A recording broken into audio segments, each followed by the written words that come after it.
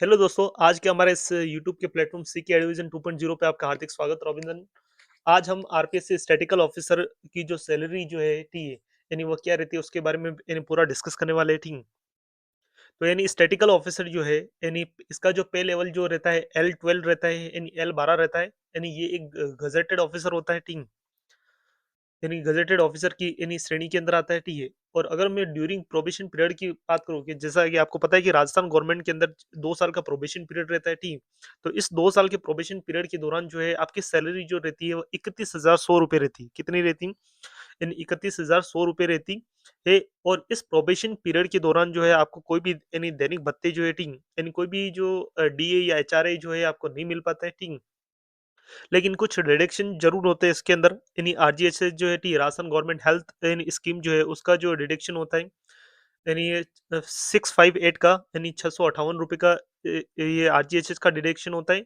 और GPF amount जो है टी इन वो आपका 1100 रुपए का जीपीएफ अमाउंट करता है। तो 31,100 रुपए की जो सैलरी थी उसके अंदर 2 डिडक्शन लग गया आपके, टी है। तो नेट सैलरी जो है आपकी यानी बन जाएगी 29,000 यानी 344 रुपए, यानी ये आपकी क्या रहेगी थी नेट सैलरी सैलरी रहेगी, यानी ड्यूरिंग द प्रोबेशन पीरियड, यानी 2 साल तक आपकी ये सैलरी रहेगी, ठीक।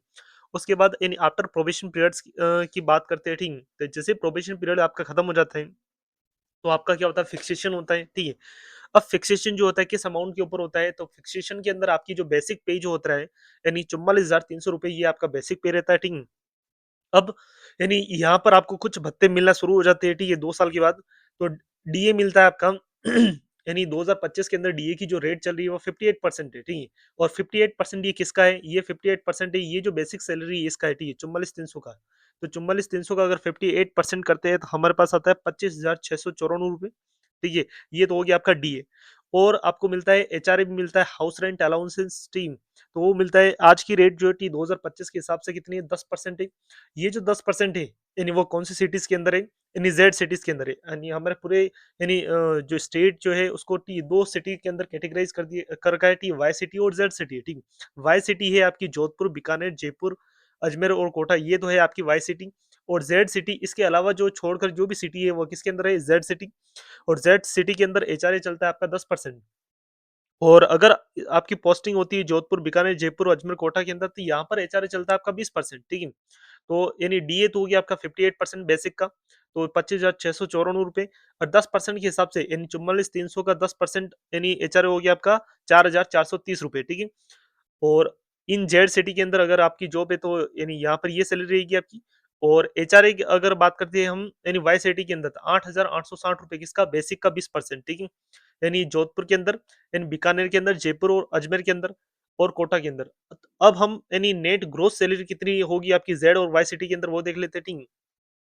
अगर मैं टोटल ग्रोस सैलरी की बात करूँ तो जेड सिटी के अंदर ठीक है यानी 74,424 रुपए जो है आपकी जेड सिटी के अंदर रहेगी। और वाई सिटी के अंदर अगर मैं बात करूँ तो यानी 78,854 रुपए। अब इसके अंदर 2 डिडक्शन वही फिर से, यानी एक तो यानी आपका करता है आरजीएचएस यानी 658 का, ठीक, यानी 658 रुपए का आरजीएचएस का अमाउंट कटेगा, ठीक। और जीपीएफ जो है ठीक यानी वो कटेगा आपका 2850 रुपए, ठीक है। तो यानी इस प्रकार से ये 2 डिडक्शन हो जाएंगे 3500 रुपए की समथिंग, 3508 रुपए की, ठीक। अब यानी नेट सैलरी जो है वो कितनी हो जाएगी आपकी इन इन जेड सिटी के अंदर, ठीक, 70,916 रुपए ये आपकी जेड सिटी के अंदर क्या रहेगी आपकी नेट सैलरी रहेगी, ठीक। अगर हम यानी वाई सिटी के अंदर बात करें, ठीक, तो वाई सिटी के अंदर आपकी नेट सैलरी कितनी हो जाएगी? यानी उसको ऐड कर दो आप, ठीक।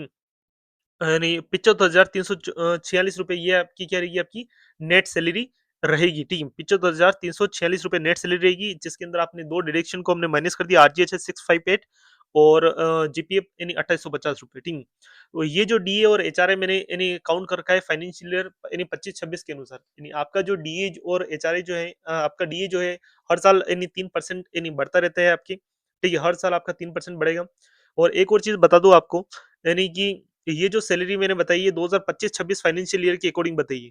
लेकिन आपका जो एग्जाम डेट अनाउंस हुआ 30 अगस्त 2026 को हो गया है, ठीक है। इसमें एग्जाम होगा और अगर हम यानी उम्मीद करते हैं कि अगर आपकी ज्वाइनिंग हो जाती है 2000 दिसंबर 2026 तक, ठीक है, तो 2 साल तक तो आपका प्रोबेशन पीरियड रहेगा, ठीक है।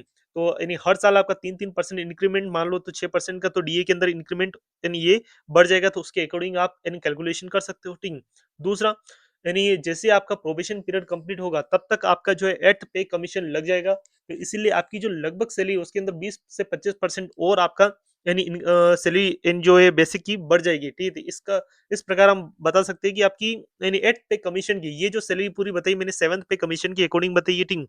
8th पे कमीशन के अकॉर्डिंग आपकी पूरी जो सैलरी है लगभग 1 लाख प्लस रहेगी, ठीक है? तो आप इसलिए अच्छे से तैयारी कीजिए, बहुत ही अच्छी पोस्ट है ये। और आपको इस प्लेटफ़ॉर्म से और अन्य चीज़ों के बारे में अगर जानकारी चाहिए तो हमारे इस यूट्यूब चैनल को फ़ॉलो करें। और अगर हमारे चैनल पे पहली बार विज़िट किए तो हमारे चैनल को सब्सक्राइब करें और बेल आइकन को प्रेस करें और वीडियो को लाइक करें और लोगों तक पहुँचाएँ। और आप कमेंट करें कि हाँ, आपको किस तरीके की वीडियो चाहिए। हम यानी पूरी आरपीएस स्टैटिस्टिकल ऑफिसर की तैयारी कर रहे हैं जिसमें मैथ्स और स्टैटिक्स हम पढ़ा रहे हैं और उसकी क्लासें रेगुलर चल रही है। धन्यवाद।